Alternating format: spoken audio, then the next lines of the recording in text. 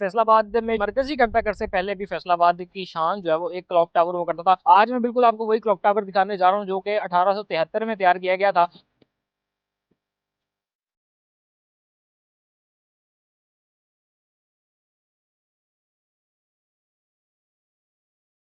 अस्सलाम वालेकुम, मेरा नाम अली मुराद है। नाज़रीन, आज मैं आपको जो है फैसलाबाद की तारीख़ जो है उसके बारे में थोड़ा-सा बताने जा रहा हूँ। फैसलाबाद में जो है वो मरकज़ी घंटाघर है और उस मरकज़ी घंटाघर से पहले भी फैसलाबाद की शान जो है वो एक क्लॉक टावर हुआ करता था। आज मैं बिल्कुल आपको वही क्लॉक टावर दिखाने जा रहा हूँ जो कि 1873 में तैयार किया गया था और अभी भी जो है वो अपनी ख़स्ता-हाली जो है वो उसकी अपनी जगह, लेकिन इस पर जो है वो शाकाहारी तौर पर ब्रिटिश एरा में जो काम किया गया था और इतनी पुख्तगी से किया गया था कि इस पर जो है वो पाकिस्तान में तवज्जो ना दी गई, लेकिन इसमें जो है ब्रिटिश एरा के दौरान जिस तरह से इसको तैयार किया गया था, ये उसमें जो है वो उन कारीगरों का जो फन था, उसकी जो है वो खुद जो है अपनी बयानी जो चीज़ें जो है वो अपनी बयान जो है वो कर रहा है। मैं आपको बता रहा था कि फैसलाबाद में जो है वो मरकज़ी घंटाघर से पहले जो क्लॉक टावर डिज़ाइन किया गया था, जो तैयार किया गया था, वो उसको मरकज़ी क्लॉक टावर कहा जाता था। ये वो क्लॉक टावर है। आप जो है वो मेरे कैमरामैन अगर दिखाएँ तो मैं आपको यहाँ पर बताता चलूँ कि इसके सबसे पहले अगर इसके टॉप की बात की जाए तो इसके टॉप पर जो है वो एक एरो जो लगाया गया है वो तीर कर जो निशान लगाया गया है जो कि मग़रिब की जानिब जो है वो ब्रिटिश एरा में जो है वो अमूमन हम देखते हैं कि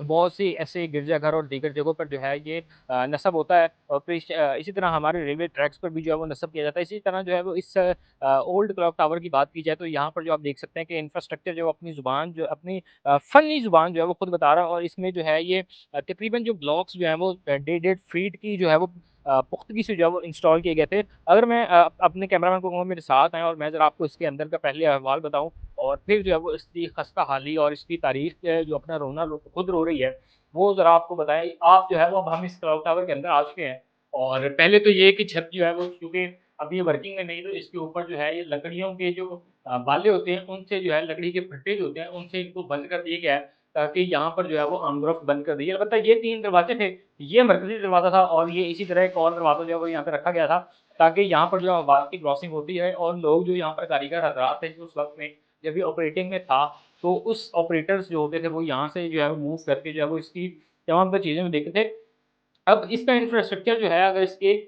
इतने तकरीबन 1873 के बाद तकरीबन 150 साल के बाद भी इसमें जो ईंटें हैं, जो डिज़ाइन है वो पुख्तगी से जो है मौजूद है। लेकिन गवर्नमेंट का आलम ये है कि उन्होंने इस कदीम असासा को जो है वो नज़रअंदाज किया हुआ है। इसी तरह अगर साइडों पे देखें तो यहाँ पर भी जो गंदगी के ढेर और भरमार जो लगी हुई है और ये अब आहिस्ता-आहिस्ता जो मज़ीद खस्ता-हाली की जानब जो जा रहा है। अब इसकी बात जो है इंफ्रास्ट्रक्चर की बात इसकी खूबसूरती के बाद जो वो आपको मैं बताता चलूँ कि इस क्लॉक टावर को जो डिज़ाइन किया गया था, वो ब्रिटिश एरा में जो है वो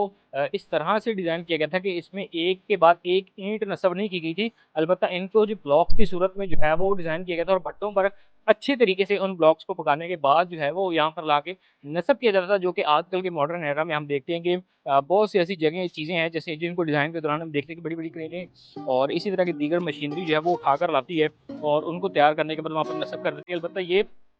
उसी तरह ब्लॉक्स की सूरत में जो है वो भट्टों पर तैयार करने के बाद यहाँ पर जो है वो मज़दूर ने अपनी मदद के तहत जो है नस्ब किया था। इस तरह मेरे कैमरामैन दिखाते चलें तो वहाँ पर अभी भी आप देख सकते हैं कि जो है वो एक लोहे की सीढ़ी जो है, वो वहाँ पर जो है वो अभी भी नस्ब है जिसके साथ जो है वो आप अभी भी जो वॉच है वहाँ तक जा सकते हैं और इसी के साथ एक जो है वो आपको बॉक्स नुमा लकड़ी का ब्लॉक नुमा जो नज़र आ रहा है। ये बाहर से तो ये अंदिया देता है कि शायद ये लकड़ी का कोई बॉक्स है। अलबत्ता ये वो मशीन है, ये वो आलात है जिनके ज़रिए ये जो घड़ी है ये चलती थी और ये घड़ी के बारे में ख़ास चीज़ ये थी कि इसको डिज़ाइन इस तरह किया गया था कि हर 1 घंटे के बाद जो है ये अपना जो साइन जो रिंग करती थी और अगर 1 घंटा 1 बजता था, 1 रिंग होती थी, 2 बजते जो है वो 2 रिंग जो है वो बेल होती थी और 3 के बाद 3 होती थी और ये अभी भी जो है वो मौजूद है और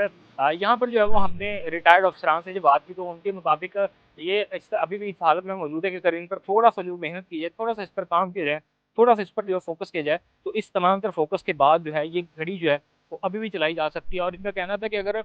फैसलाबाद का मरकज़ी जो घंटाघर है, 1903 में डिज़ाइन और 2-3 1905 के दौरान अगर मुकम्मल होने के इतने अरसे बाद जो है, वो चल सकता तो ये भी यकीनन जो है वो चल सकता है। अलबत्ता ये देखें कि लकड़ी की जो खिड़कियाँ हैं वो किस तरह खस्ता-हाली का शिकार है। इस तरह ये सामने जो बिल्कुल घड़ी जो है वो लगी हुई है, वो बंद है लेकिन अभी तक नस्ब है। एक हेडलाइट जो है वो यहाँ पर जो है वो स्ट्रीट लाइट जो वो नस्ब की गई, खिड़की के हालात आपके सामने हैं। और ये आप तमाम तर सफाई-सुथराई के मामला देख सकते हैं, लेकिन इन तमाम तर चीज़ों में जो मेरे लिए हैरानकुन चीज़ थी, वो ये थी कि 150 साल के बाद बावजूद जो है, ईंटें जो हैं वो अपनी असल हालत में मौजूद है और ईंटें जो है वो कहीं से भी खस्ता हाली की जो है वो शिकार नहीं होती। क्योंकि बताया गया कि ये ईंटें एक के बाद दीगरे जो वो लगाई नहीं गई। जब इसके बरक्स जो है इनको पूरे ब्लॉक की सूरत में जो लाके यहाँ पे लगाया गया था। और साथ ही साथ इन ईंटों के ऊपर जो एक आपको मुनफरिद किस्म के डिज़ाइन नज़र आ रहे हैं, ये यहाँ पर जो है वो डिज़ाइन जो है वो कारीगरों की जानिब से नहीं बनाए गए थे, लेकिन इनको जो है वो तैयार ही इस तरह किया गया था। इन ईंटों को भी भट्टों पर तैयार इस तरह किया गया था कि जब लाकर यहाँ पर नस्ब किया जाए, तो इन ईंटों का जो है वो डिज़ाइन यूँ लगे कि जैसे कारीगरों ने अपने फ़न का जो है मुज़ाहिरा किया है। तो ये देखें नाज़रीन, ये वो पाकिस्तान का तारीख़ी और स्पेशली फैसलाबाद का वो तारीख़ी क्लॉक टावर है जो मरकज़ी घंटाघर से पहले जो है वो इसको मरकज़ी घंटाघर कहा जाता था। ये आज किस हालत में मौजूद है आपके सामने, और गवर्नमेंट को चाहिए कि इस पर थोड़ा-सा तवज्जो दे और इसको दोबारा रेनोवेशन के बाद जो है वो उस हिसाब से कुछ महफूज़ किया जाए। इसी के साथ और मेरा तो इजाज़त दीजिए, अल्लाह ने के बाद।